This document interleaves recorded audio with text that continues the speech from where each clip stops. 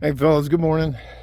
Might even be almost noon. I'm trying to get all my outdoor activities done before 1 o'clock Mountain Daylight Time, MDT, because that's when the games start here. It's 3 p.m. I believe. The first game is LA at the Eagles, but that is not what this is about. I have about 1,500 former students from the mixed martial arts day, boxing and all that, guys I used to train. And I also used to do, I'll just put it this way, bagman work for some of the people that live up there on the hill, especially that guy. So I get a call, and I've broken ties with them because they were, in my opinion, trying to take advantage of me to, that doesn't matter. Let me get to the point. The point is that one of the guys called me and asked me if I'd give this guy a phone call. It had to do with his daughter. What ended up happening is his daughter, and he's a prominent political official here in El Paso, Texas, and he wants me to go talk to this young man, which I did earlier today. But I also had to make things right for the young man. The young man is in the process of getting his life together, and he comes from a very rough childhood, much like my own. I grew up in Highland Park, Detroit, and to be honest with you, I was a thug. Was a bad guy. I sold drugs, used to break into people's houses, and the only reason I'm not dead or someone's girlfriend in jail, that's a joke, by the way, is that a judge in Wayne County gave me the opportunity to join the military or go to jail for a very long time.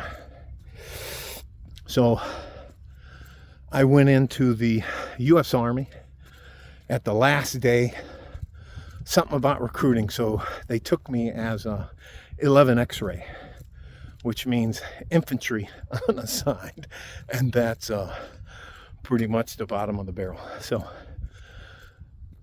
what I'm trying to say is that this father doesn't really know this young man or his life, so he already has preconceived notions about him.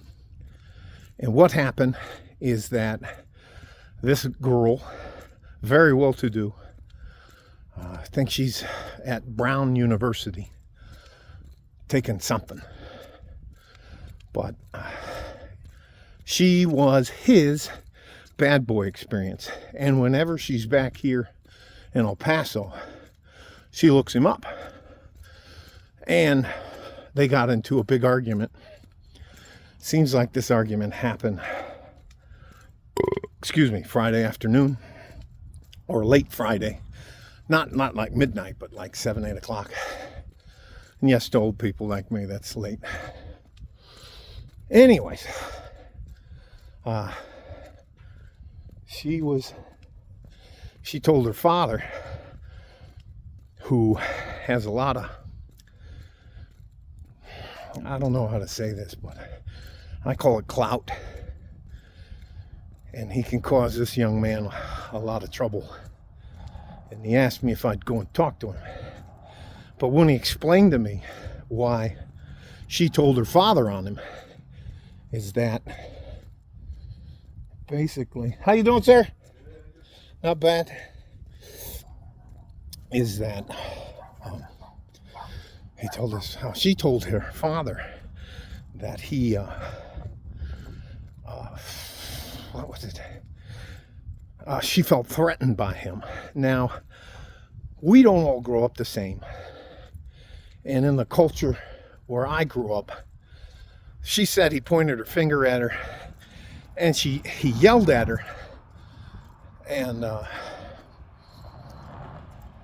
he used swear words and yelled at her and pointed a finger at her, and she was shocked that he would get upset. But he said before he was going to pursue the matter, he'd asked me to go talk to the young man. The young man is one of my former students. So Saturday, I went and spoke to him. And it's funny how when you get both sides of the story, how things change dramatically. Now, his side of the story is that she's always dropping in and out of his life because, and I'm not saying this to be rude or nasty or anything like that, he says that she likes having sex with him. He's got that V figure, good looking Mexican American guy, chiseled jaw, always in great shape. Anyways, can defend himself. But he's moved on, and she doesn't want to let it go.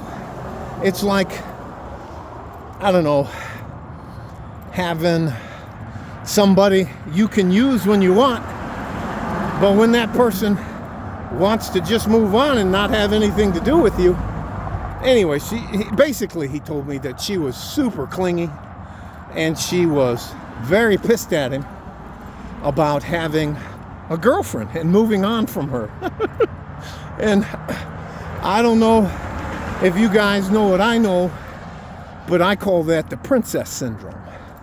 And because she doesn't have a realistic understanding of how the world works, and the fact that she is living a very privileged life, which doesn't matter to me. It matters to me that she's trying to get this man in trouble. And because of her father's clout, they can redirect the direction of that man's life by putting him in jail. Or, now listen, what I'm going to tell you is stuff you may say I'm full of shit or whatever else, but there are some people that carry a gun and wear a badge that will do anything for money. And that goes all the way up and all the way down the chain, especially if they think they can get a favor out of it later. I know when I was coming up in Detroit, they used to call them drop guns. They would have like little 22 or 25 semi-automatic in an ankle holster, and I'm talking about the Detroit Police Department. And it may have one or two bodies on it, and how they would threaten us. That's back when I was selling drugs. They'd come up and they'd rob us for our money or take our weed. I just sold weed. Take our drugs and our money, and who the fuck are we gonna tell? Seriously, who the fuck are we gonna tell? But that was back then. So going through my head, I was trying to tell this young man that he didn't do anything wrong. It's just that he needs to understand that our cultures are very different. And I explained to him what could happen to him. But I also went back that Saturday, late 5, 6 o'clock, and I met him. He didn't want me to come to the house, and I didn't take any money from him. We met down at the Starbucks. That's like my go-to place. It's down off of Red Road, right before the I-10. It's next to an Albertson. Anyways, and I told him what I just told you guys. And at first, he was like, fuck you, that's a lie. My daughter would never do that. Anyways, I just sat there, and you got to let those guys, it's got to just blow over you. you can't take the bait and get upset with him. And I let him finish. And I told him I've known this guy for 7 years, and he's not a thug. He doesn't sell drugs. He's trying to get his life together, but he is poor. He's what we call the working poor. He works 2 jobs, 2 entry-level jobs just to get by. He's trying to save up enough money to move to, I think it's Houston or Dallas or Austin or one of those cities that's growing real fast, to where he said he has a hookup. And if you know anything about my old culture, a hookup is how we do business with each other. So finally, he said he'd let it go and give it a rest. And I said, could I go back and tell that guy this? And he said, yeah, but he did tell me to tell him that he better not see his daughter again. Now that may sound like a threat. That's because it is a threat. And do I have any malice towards the young lady? No. She's only doing the things she was taught to do. But sometimes, I don't know how to say this, especially when we're younger and kind of thuggish. Sometimes girls really do like the bad guys, the bad boys. And it's shocking to a lot of people who haven't ever been around violence or that type of culture. And I call it thug culture because they have an unrealistic expectations that they can just dip their toe into it, come and go as they please, do and say whatever they want without repercussions. And one of the things I asked him to explain to his daughter, if he didn't mind, was about respect. When I was young, the only thing I really had was my honor and respect. Now, I could give those away, but I was bound and determined that no one was be able to take that from me. And he nodded his head. He said, fine. He paid for the coffees and he left like a $50 tip, which I think he thought I was going to pick up, which I didn't. And we parted ways. The difference is you can have an issue or a challenge and nobody's really at fault. It's just a clash of ideology or culture. Things that are normative to people in my culture, the thug culture. Well, I'm not a thug anymore. I'm an occasional thug. But I'm not going back to jail. Fuck that. Anyways. And the difference is sometimes simple things like pointing a finger at somebody, they could consider that assault. Or yelling at someone, they can consider that, you're abusing them. And I can tell you from my experience, as long as you didn't draw blood, that was considered a civil argument. But people who have a different outlook on life and culture, live a different lifestyle, that is just absolutely foreign to them. And it's shocking when people, I call them up on the hill, the people up on the hill have to come to grips with the rest of us. And it's again, and I don't think anybody's wrong. I don't think the girl's wrong, other than I just never understood why. Well, I enjoyed the privileges of being a bad boy, but I think that a lot of younger kids, I would say maybe the millennials or maybe the guys that are coming after them. I'm Generation X, so what do they call us? The Pharaoh people? Anyways, I'm not trying to say that she did anything wrong. It's just that their outlooks on life are extremely different. And I don't want her to have to be in his shoes, but I'd like her to understand the impact by her telling, by her, she could have screwed this guy's life up. Now, that did not happen, and I'm not trying to malign her or say that she didn't have any right to be afraid or that. And I don't think she told her father to be malicious, but fathers and daughters have a unique understanding. And here's my understanding of the father-daughter relationship. That man loves those girls no matter what they do. And it's his job to protect and provide them. Protect and provide for them. And that sometimes requires the use of force. Back when I was coming up, you didn't just go off and get married.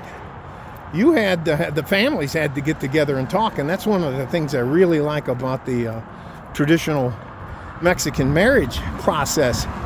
You got to go through a process where they meet you, you meet their family, you have to talk to the men, you have to explain to yourself. They ask you, what are your intentions?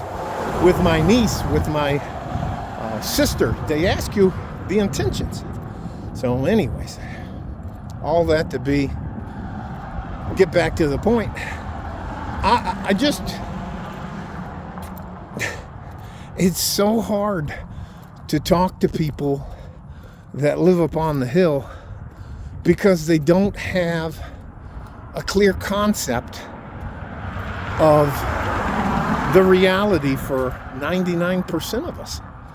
I'll tell you what, the top 15% of them don't have any realistic understanding of the 85% of us that have to fight for everything that we get. Now, they're what they call here in El Paso old money. But it's also a bit of a tale about what actually happens when two cultures collide. Now, it wasn't a Romeo and Juliet story, but I think the biggest part was he kept telling me that she didn't. There's the old girl right here. There's the old girl. What's up, old girl? All right. Everybody's the tough guy with the fence and a wall between you. Anyways, I don't think she had been told no, and he didn't want anything to do with her. He said she was like a ticking time bomb whenever she showed up, because it was just a matter of time that she would come up and mess up his relationship with his girlfriend and da-da-da-da-da-da. And she was just very shocked that he had moved on, and how could he move on? Because she was going places and doing things. And anyways, hope that makes sense. I don't know what to title this. It'll be something about like maybe a culture clash. And again, I'm not saying the girl was wrong, and I'm not saying my associate was wrong.